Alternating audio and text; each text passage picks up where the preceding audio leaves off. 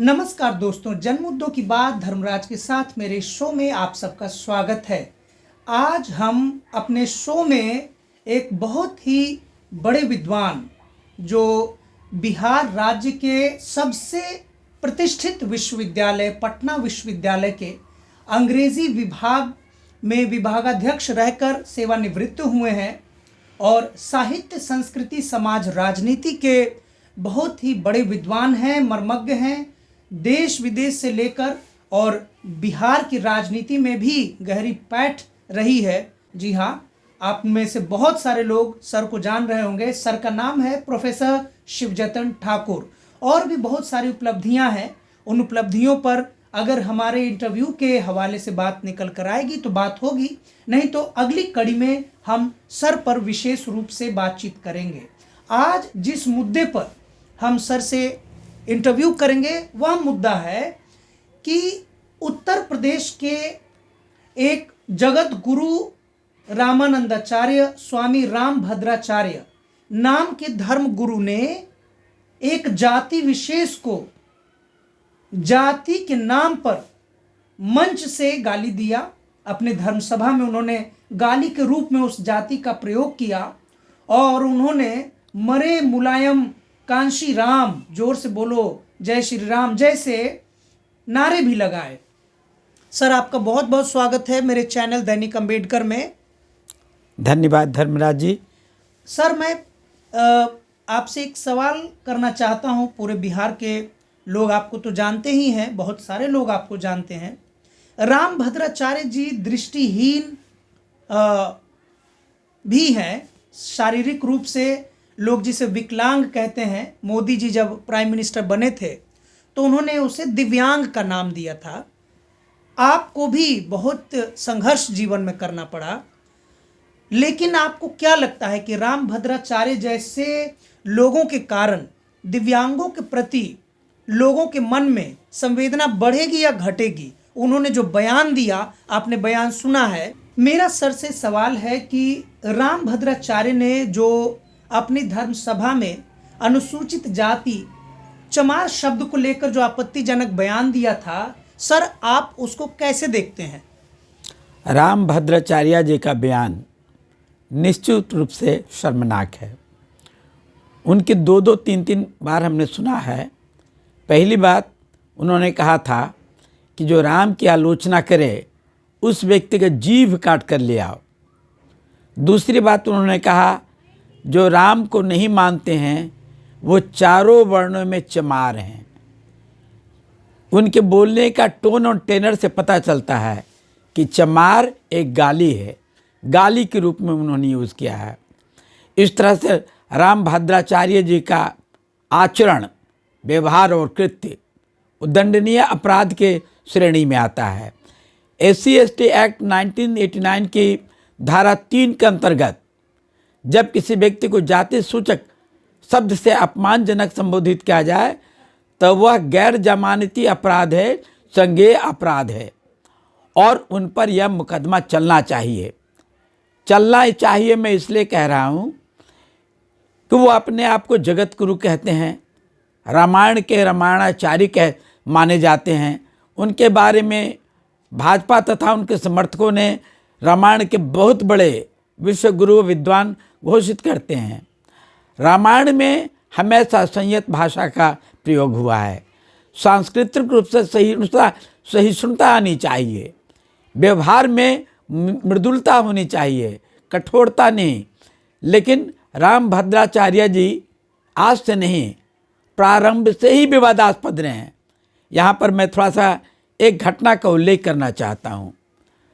रामभद्राचार्य जी का दावा था कि तुलसी पीठ के द्वारा उन्हें रामचरितमानस पर एक टीका लिखा था, टिप्पणी, क्रिटिकल एनालिसिस लिखा था और उन्होंने प्रकाशित भी करवाया। लेकिन देखा गया कि वह बिल्कुल टैंपरिंग था, प्लेजरिज्म था। इस पर नवंबर 2009 में उन पर मुकदमा चला, चोरी करने का, साहित्यिक चोरी का मुकदमा चला। वो समझते थे कि नेत्रहीन हैं तो दया के नाम पर बच जाएंगे, लेकिन एक से एक विद्वानों ने उनकी विद्वता की चुनौती दी, उनकी सत्यता की चुनौती दी और अंततः राम भद्राचार्य ने घुटना टेका, माफ़ी मांगा। तब 2009 में उनके विरुद्ध जो मुकदमा दर्ज हुआ था वो रुक गया। यानी कोई आज के नहीं हैं। राम भद्राचार्य जी शुरू से विवादास्पद रहे हैं। नेत्रहीनता के आड़ में लोगों को झांसा देकर विद्वान होने की घोषित करते हैं। रामायण की आड़ में, रामायण की कथा वाचन के आड़ में जन समूह में मनुवाद का बढ़ावा देते हैं। दलित, पिछड़ी और शोषित वर्गों के विरोध में काम कर रहे हैं, जो निश्चित रूप से दुखद है, शर्मनाक है। सर, आप जो लोग नहीं जानते हैं, प्रोफेसर शिवजतन ठाकुर सर अंग्रेजी के, जैसा कि मैंने परिचय में कहा, अंग्रेजी के विभागाध्यक्ष होके सेवानिवृत्त हुए हैं। बचपन में सर की आंखें चली गई थी, सर भी नेत्रहीन है। राम भद्राचार्य की जीवनी में भी, जो विकिपीडिया पर सार्वजनिक रूप से उपलब्ध है, उस पर भी लिखा है कि मात्र 2 महीने में वे भी किसी बीमारी के शिकार हो गए थे और दुर्भाग्य से उनकी भी आंखें चली गई थी, क्योंकि वो गांव के ही किसी ओझा गुनी यानी कि अंधविश्वास के चपेट में गए थे और अंततः उनकी आंखें चली गईं। सर, आपको नहीं लगता है कि नेत्रहीन होने के बावजूद राम भद्राचार्य ने जितनी उपलब्धियों को हासिल किया कि विकिपीडिया का पेज सबसे लंबा है? इतना लंबा इंट्रोडक्शन तो प्रधानमंत्री नरेंद्र मोदी या बहुत बड़े बड़े विद्वानों का नहीं है। 14 भाषाओं को जानने का, सीखने का श्रेय राम भद्राचार्य को जाता है। कई सारी विदेशी भाषाओं का उन्होंने दावा किया है कि 14 भाषाएं वे जानते हैं। दुनिया का ज्ञान उनके पास है। आपको नहीं लगता है कि वो सोच समझ के ही बोले होंगे कोई बात? पहली बात, उनका कहना है कि 2 महीने की उम्र में ब्लाइंड हो गए, नेत्रहीन हो गए। और नेत्रहीनों के पढ़ने की लिपि का नाम है ब्रेल लिपि। और यह भी लिखा हुआ कि ब्रेल लिपि भी नहीं जानते हैं, ब्रेल लिपि से पढ़ नहीं पाते हैं।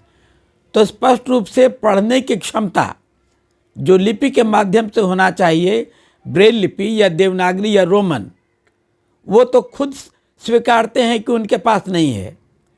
अब जहाँ तक सुन के पढ़ने की बात है, मैं भी प्रोफेसर हूँ और मैं भी अपने रीडर के मार्फत से, अपने असिस्टेंट के मार्फत से 10-10 घंटा सुन करके पढ़ा है।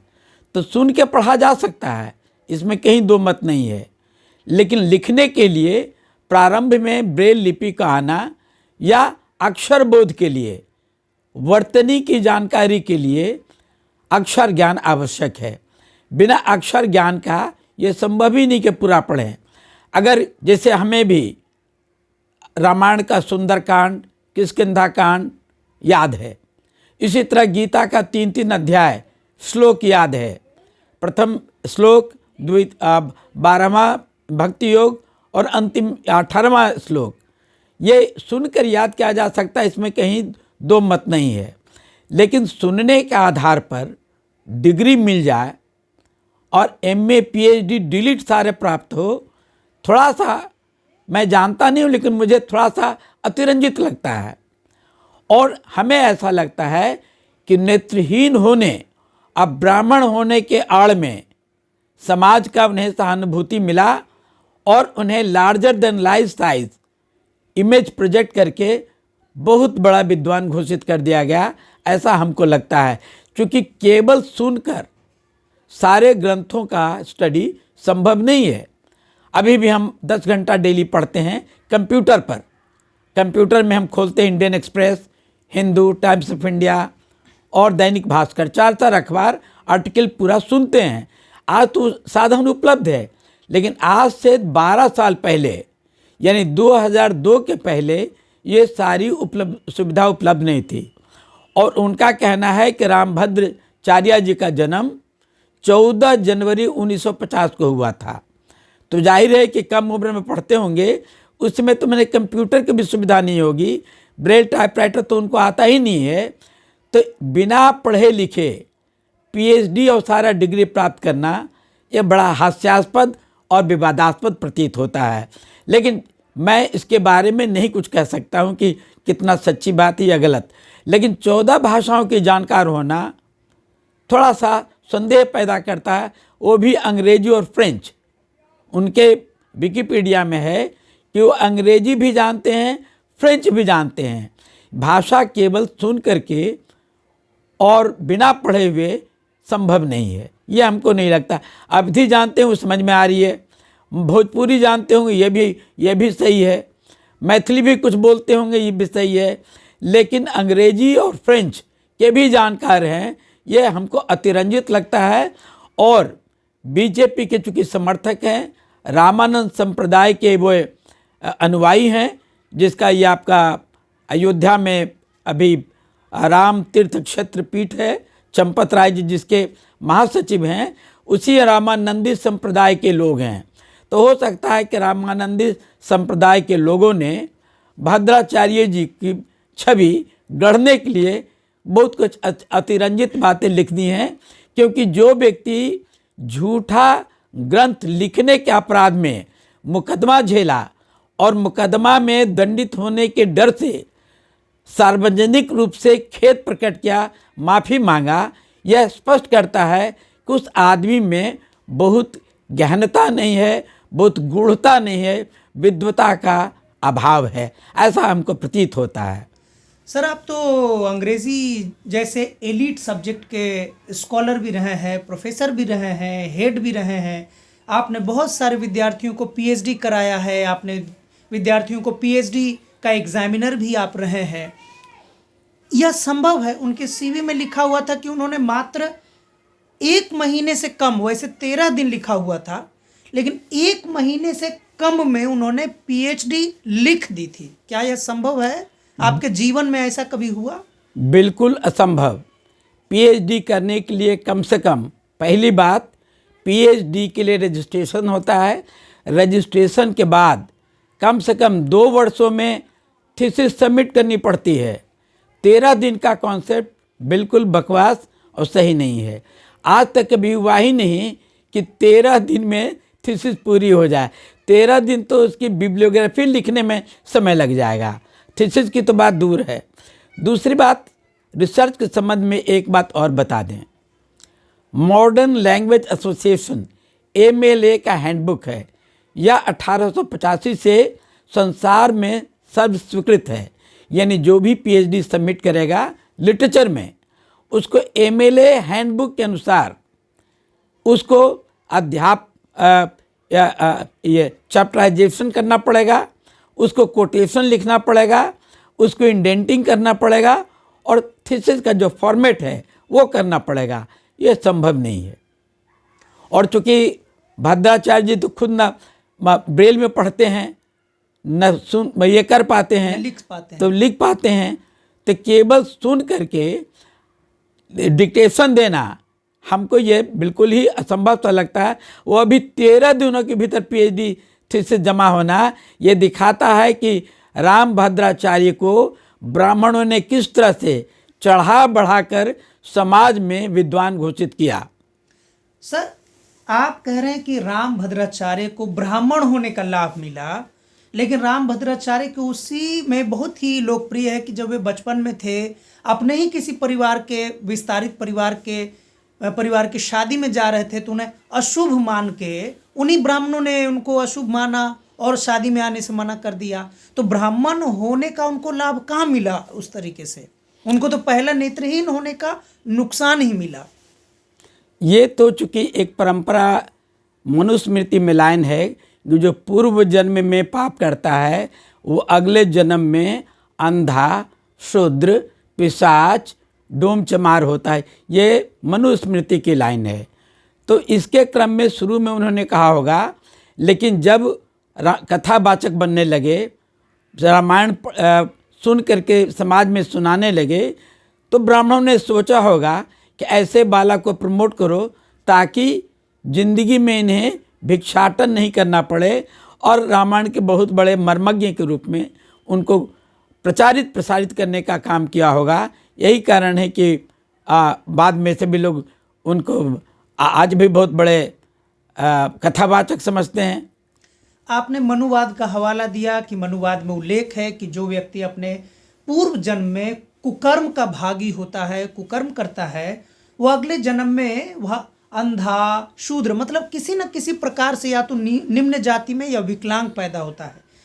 भारत के बहुत बड़े बहुजनों में लोकप्रिय, कम से कम सोशल मीडिया में लोकप्रिय दिलीप चंद्र मंडल सर ने, दिलीप सी मंडल ने लिखा था कि क्या रामभद्राचार्य ने भी अपने पूर्व जन्म में पाप किया जिससे वे अंधे हो गए? तो क्या ऐसी भाषा का प्रयोग रामभद्राचार्य की आलोचना करने के लिए भी प्रयोग किया जाना चाहिए? बिल्कुल नहीं। पहली बात, मनुस्मृति में समाज को दो भागों में बांटने के लिए, ब्राह्मण और गैर ब्राह्मण को दिखाने के लिए गैर ब्राह्मणों को शूद्र कहा जाता था, क्षत्रिय और वैश्य को छोड़कर। आपको याद होगा कि मनुस्मृति में 4 वर्ण की चर्चा है। सनातन 4 वर्ण के खंभों पर आधारित है, जिसके शीर्ष पर ब्राह्मण, दूसरे नंबर पर क्षत्रिय, तीसरे पर वैश्य। इसके अतिरिक्त अन्य सभी लोग शूद्र की श्रेणी में आते हैं, चाहे वह यादव हो, कोयरी हो, कुर्मी हो, या अति पिछड़ा हो या दलित हो, ये सारे के सारे शूद्र हैं। तो ये शूद्र के ये देने के लिए, समाज में उसका स्थान कम करने के लिए इस प्रकार की एक सांस्कृतिक ताना बाना बुना गया था, जो बिल्कुल गलत है और संविधान इसे नकारता है। और ये कहना कि पूर्व जन्म के कारण कोई अंधा या बहरा होता है, सर्वथा अवैज्ञानिक और निंदनीय है। सर ने साफ साफ कहा कि किसी भी व्यक्ति का किसी के प्रति कितनी भी आलोचकीय दृष्टि हो, लेकिन भाषा की मर्यादा को किसी भी मामले में दरकिनार नहीं किया जा सकता है। रामभद्राचार्य जी ने एक यूनिवर्सिटी बनाई है और उस यूनिवर्सिटी को उन्होंने डिसेबिलिटीज स्टडीज़ के लिए या डिसेबल बच्चों के लिए ही समर्पित कर दिया है। रामभद्राचार्य जी को इसका भी श्रेय जाता है कि उन्होंने डिसेबल बच्चों के लिए एक यूनिवर्सिटी बनाई, हालांकि वे उसके लाइफ लॉन्ग चांसलर रहेंगे। क्या कानूनी रूप से या नैतिक रूप से, कानूनी या नैतिक दोनों रूप से यह पहली बात सही है कि अगर आपने यूनिवर्सिटी बनाया भी है तो आप लाइफ लॉन्ग चांसलर रहेंगे? और जो उन्होंने यूनिवर्सिटी बनाई है उनमें लगभग किन बच्चों को एडमिशन दिया जाता है और क्या किया जाता है, उस पर थोड़ा सा अगर आप बोलना चाहें। ठीक है। सबसे पहली बात कि उन्होंने जो विकलांग विश्वविद्यालय बनाया है उसकी विधिवत मान्यता, जो विकिपीडिया में पढ़ने से पता चलता है कि उत्तर प्रदेश के विधानसभा द्वारा पारित अधिनियम के आधार पर उनका विश्वविद्यालय की मान्यता दी गई है, यानी विधिवत विश्वविद्यालय घोषित है, जिसमें लाइफ लॉन्ग आजीवन कुलाधिपति हैं, लाइफ लॉन्ग चांसलर हैं। ये लाइफ लॉन्ग चांसलर का कॉन्सेप्ट मेरे समझ से परे है, क्योंकि सरकारी सेवा जो भी होती है, चाहे गवर्नमेंट ऑफ इंडिया का रूल्स हो या स्टेट का रूल्स हो, सभी की सेवा शर्त एक खास उम्र तक निश्चित है। कहीं 60 साल है, कहीं 62 साल है, और कहीं कहीं प्राध्यापकों का उम्र 65 है। 65 के बाद कोई आजीवन कुलाधिपति हो, यह तो इस कानून का सीधे उल्लंघन है। ये मेरे समझ से परे है कि वह आजीवन अधिनियम द्वारा उन्हें आजीवन कुलाधिपति कैसे घोषित किया गया। सर, ये संभव है कि वो अवैतनिक होंगे, ऑनरेरियम होंगे, पैसे मतलब सैलरी के रूप में चांसलर रहते हो कुछ भी न लेते हो, क्योंकि यूनिवर्सिटी तो उन्होंने ही बनाई है, ऐसा संभव है? ये संभव है। फिर भी चांसलर का पद निश्चित रूप से टेन्योर्ड पोस्ट होता है, यानी अवधि निश्चित होती है। 3 साल या 5 साल की अवधि निश्चित है, चाहे वो वैतनिक हो या सवैतनिक हो। किस प्रकार की पढ़ाई होती है उनके विश्वविद्यालय में? हाँ, जो हमने देखा है कि उनके विश्वविद्यालय से, उसके विश्वविद्यालय में, रामभद्राचार्य जी के विश्वविद्यालय में केवल विकलांग बच्चों का ही एडमिशन होता है, और 4 प्रकार के विकलांग दिखाया गया है कि वो ग्रेजुएट, पोस्ट ग्रेजुएट और पीएचडी की डिग्री प्राप्त करते हैं। उसमें पहला है नेत्रहीन, दूसरा है बधिर यानी बहरा, तीसरा हैंडीकैप ऑर्थोपेडिक हैंडीकैप्ड है और चौथा मेंटली हैंडीकैप्ड है, यानी जो मानसिक रूप से विक्षिप्त है। तो 3 के बारे में तो बात समझ में आ रही है, जो नेत्रहीन है या बहरा है या ऑर्थोपेडिकली हैंडीकैप है, ये एमए पीएचडी करे, ये बात हमको समझ में आती है। लेकिन मेंटली हैंडीकैप्ड वो कैसे एमए और पीएचडी कर लेगा और क्या उसकी मान्यता है, ये मेरे समझ से परे है। वापस लौटते हुए सर फिर से वह बात दिमाग में आ गई है। उन्होंने कहा था रामभद्राचार्य ने कि जो वीडियो वायरल हुए थे, ट्रेंड कर रहे थे ट्विटर पे, फेसबुक पे, हर जगह, उसमें उन्होंने एक बात कही कि जो राम को नहीं भजेगा वो चारों वर्णों में चमार है।